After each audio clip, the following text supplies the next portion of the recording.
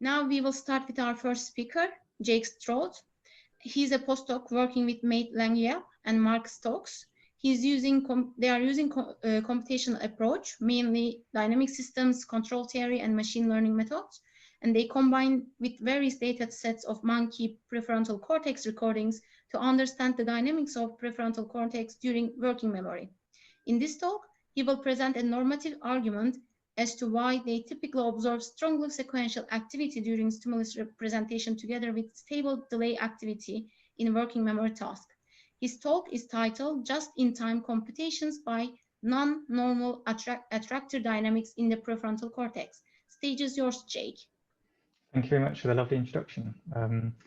Okay, so a key motivation for this work is that experimentalists historically have typically observed one of two regimes in prefrontal cortex during working memory, either sequential, i.e. sort of time-varying activities, or stable or persistent dynamics.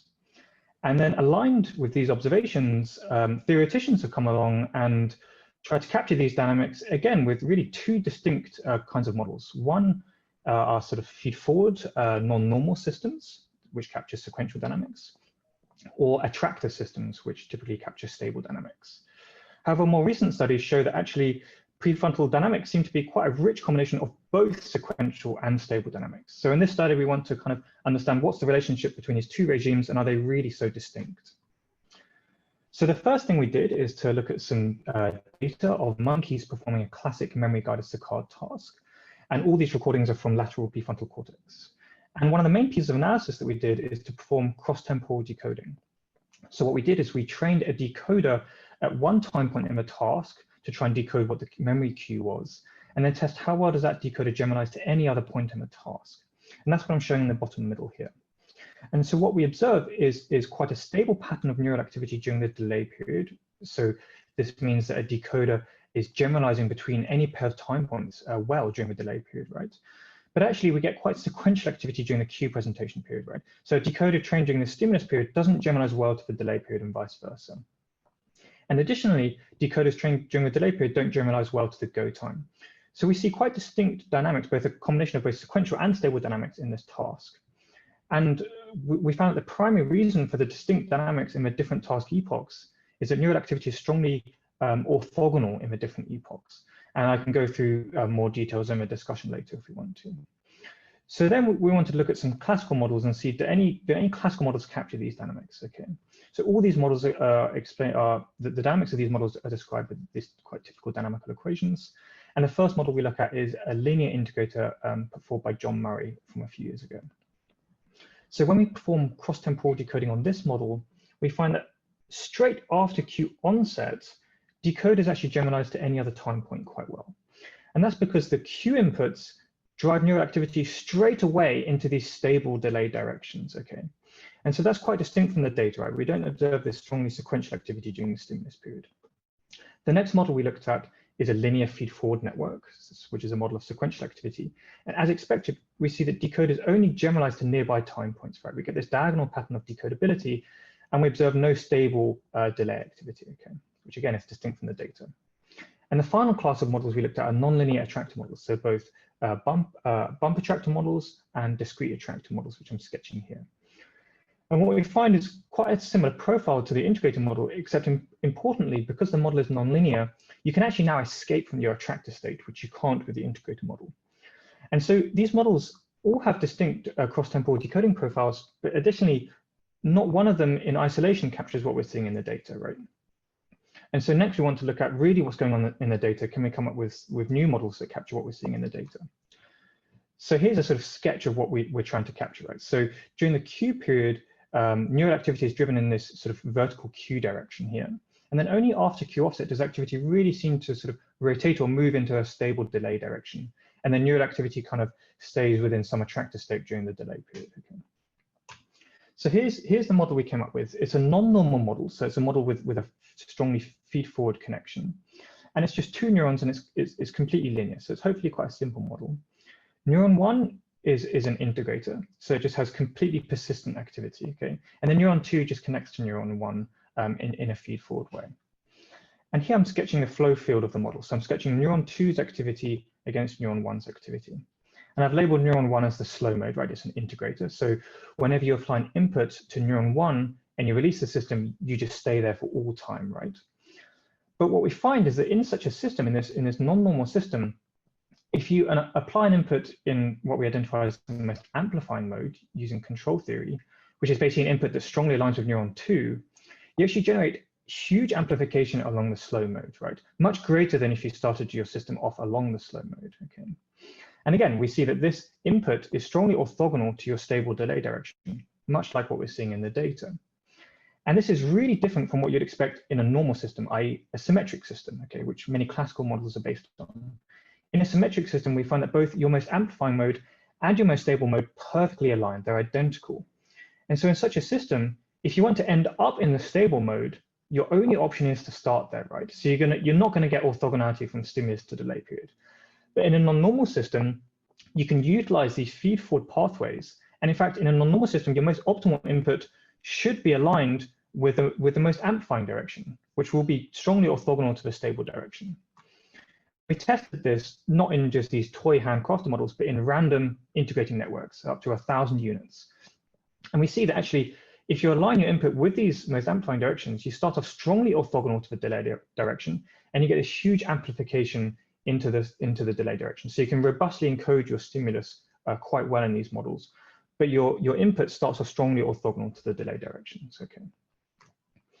Then we want to ask ourselves, do we find elements of these non-normal or these feed-forward dynamics in the data itself?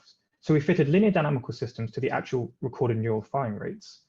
And in a cross-validated way, we see how well do these models capture the data. And so a linear model actually captures the data quite well for both monkeys. But if we constrain the model to be highly non-normal, so an upper triangular network, for example, the model actually fits the data similarly well to an unconstrained model.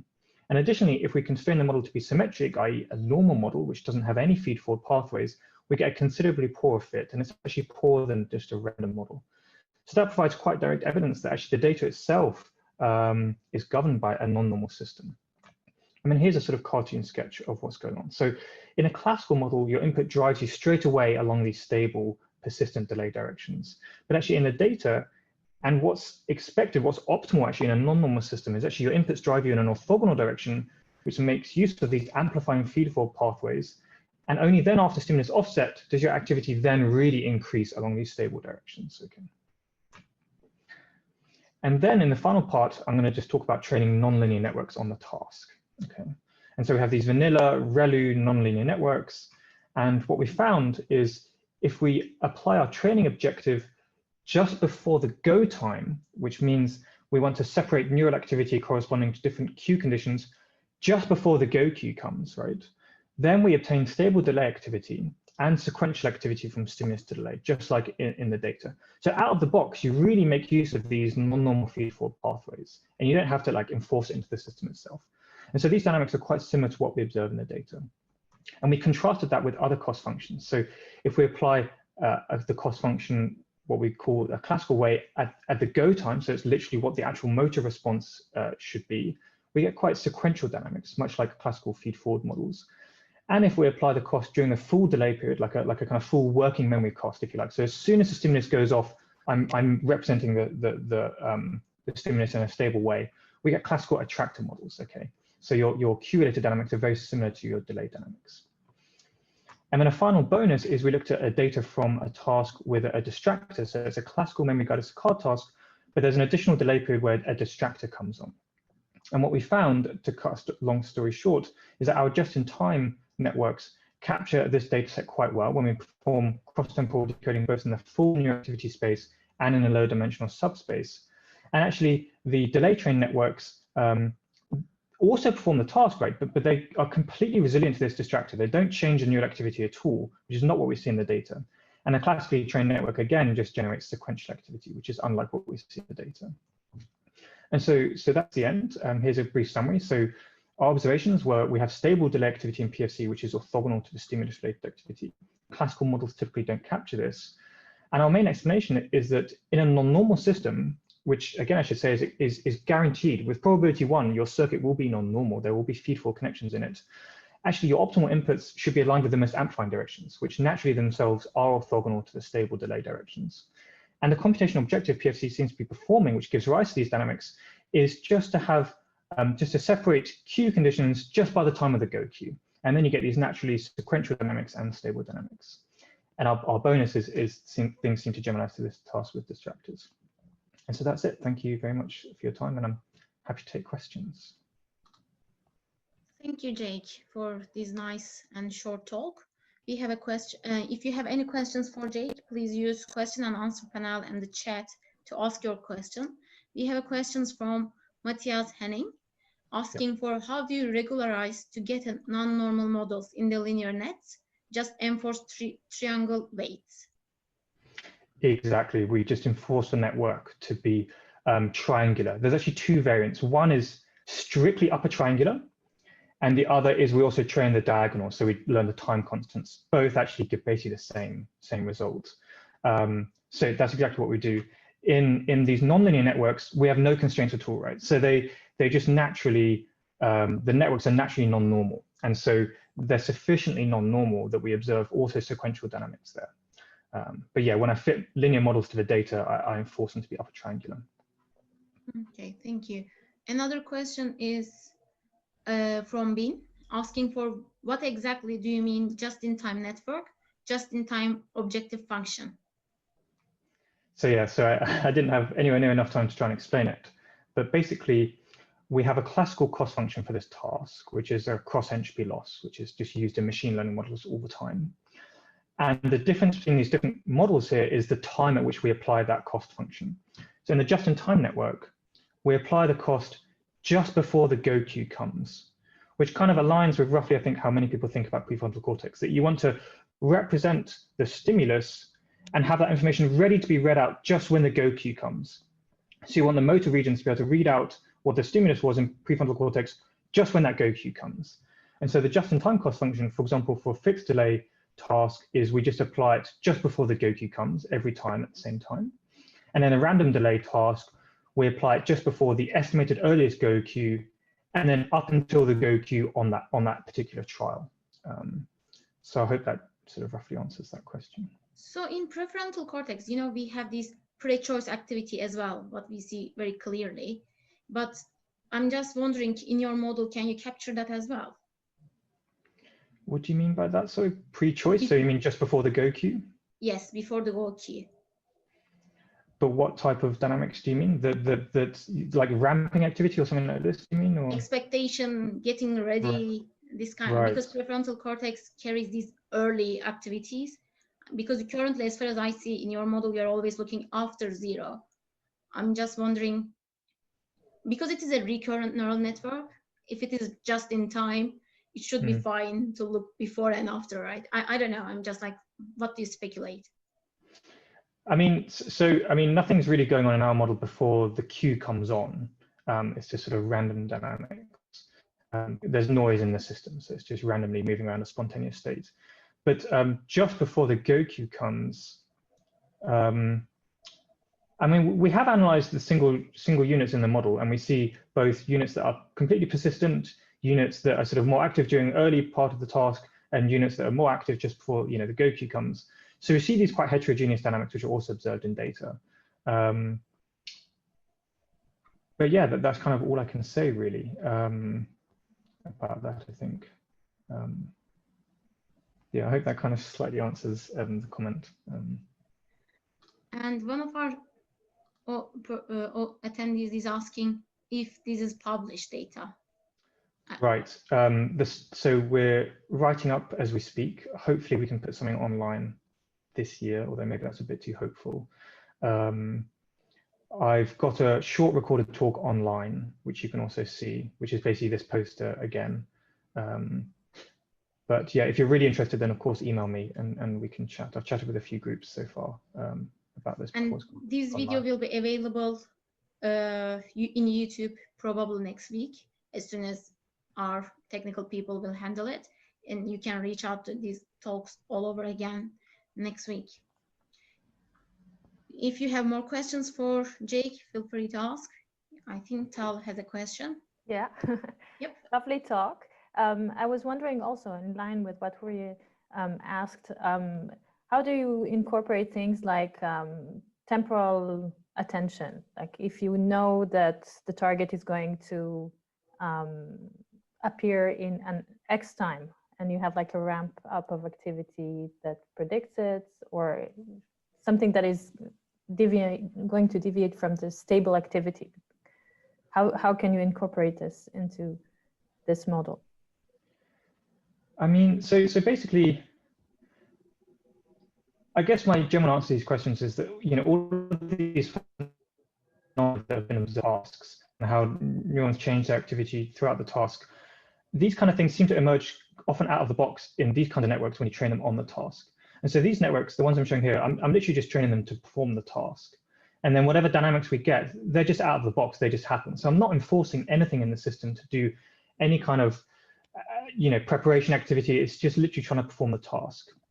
Now, for the fixed delay variant of the task, there's an important side note to your question, which is that in the fixed delay task, you know, the network knows when the queue's coming. And because these are recurrent networks, there is noise, but still they can predict really well when that go queue is going to come, much better than an animal, right? And so one could argue that when you train networks on a fixed delay task, that's probably pretty different from how an animal would perform a fixed delay task. The animal is probably estimating roughly when the go queue is going to come. It doesn't have a clock in its mind that perfectly knows. So that's maybe a difference between.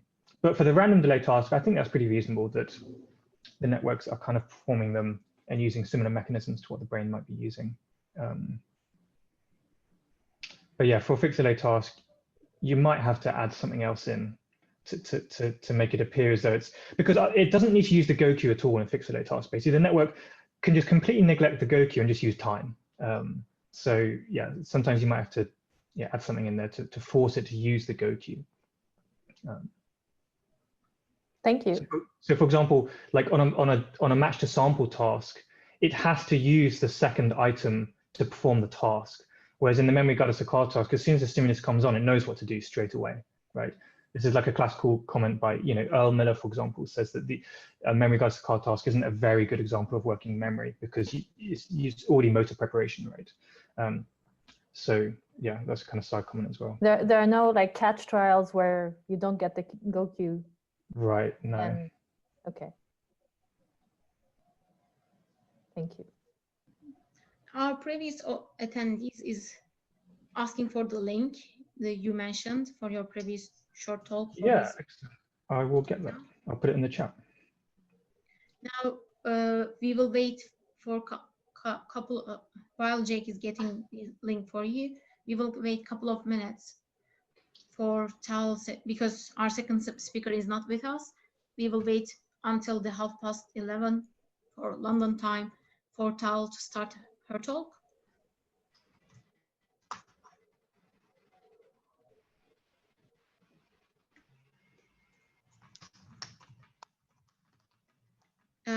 Jake, you need to do all panelists as well as the attendees. My apologies. I will do that. Oh, yes.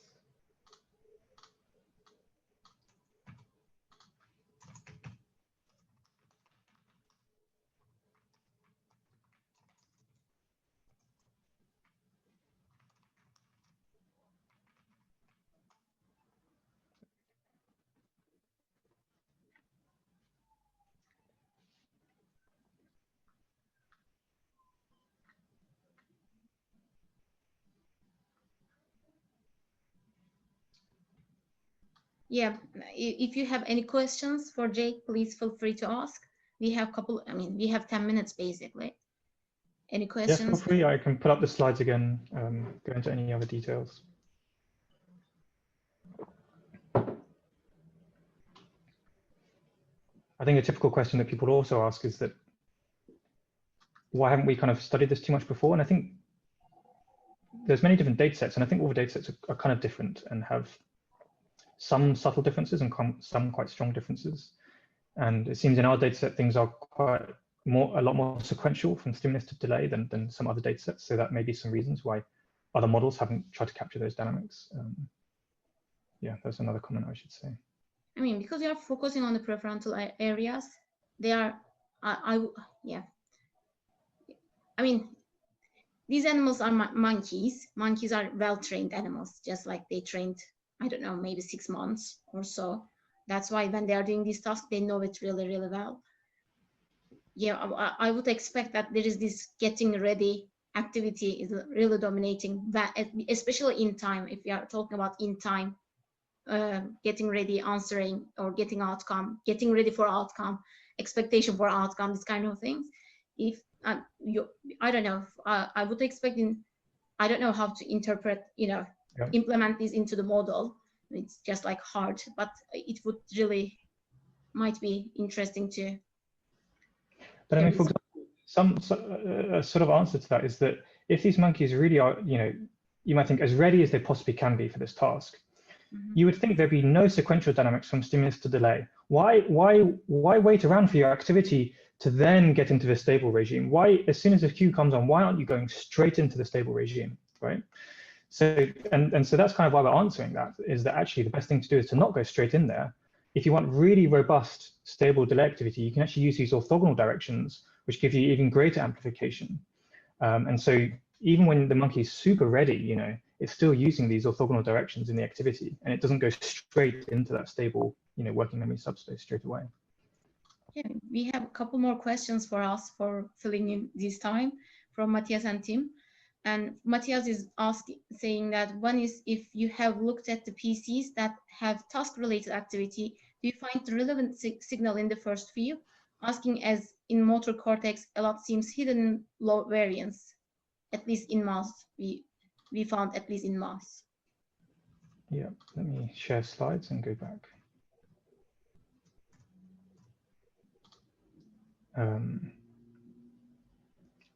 So at the bottom here, we're doing one version of a sort of PCA plot. I think I've got some in the backup slides, but maybe I won't bring them up. And so this is basically, we apply PCA, we identify the top 10 PCs in the neural activity in one task epoch, and then project neural activity from any other task epoch through those PCs and just see how much variance do we capture. So the diagonal is literally what's the % variance captured by the top 10 PCs in each epoch. So for example, the Q epoch is lowest dimensional, right?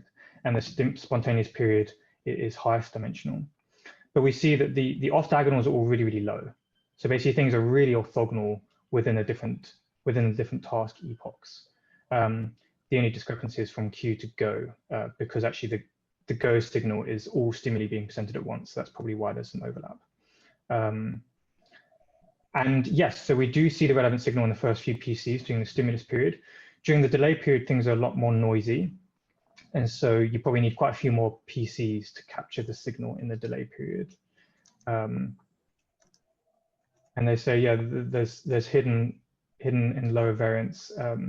Yeah, I think in the delay period, there's definitely the signal is hidden in many, many more PCs. And the stimulus period is really fun. The top 2 PCs really capture a lot of what's going on. But yeah, the delay period may be more like what Matthias is saying, suggesting them. And then I see another question from Tim Vogels, my old boss. We have another questions for you from Tim Vogels.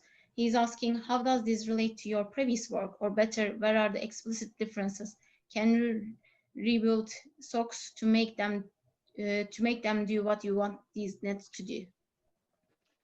So hi Tim. Maybe he could put his video on at some point as well.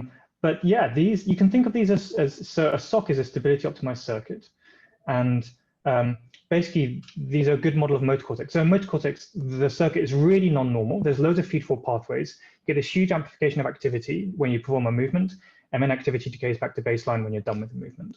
And that makes sense. But in prefrontal cortex, it's kind of like, well, why would you want all these non-normal amplifying dynamics?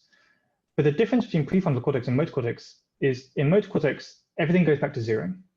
But in these models, everything has to go to a stable mode. You have to maintain the stimulus during the delay epoch. And so the model is actually really similar to these stability optimized circuits.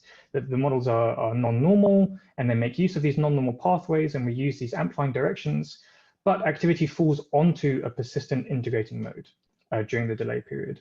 Which is really different from these stability optimized circuits or models of motor cortex, where you actually want things to go back to baseline, because you want to forget about the movement once you've done it. You're just a movement generating machine, right? But here you're a memory machine, so you're trying to maintain what the stimulus was. And yeah, I think was the second part of this question, can you build socks? Yeah, I mean, what I'm showing here are random networks of different sizes. They're not socks, they're just completely random, but they're random enough that you get these feed-forward pathways, and the system can make use of these feed-forward pathways, and you get this large amplification onto the stable modes. And so you don't need something as extreme as a sock.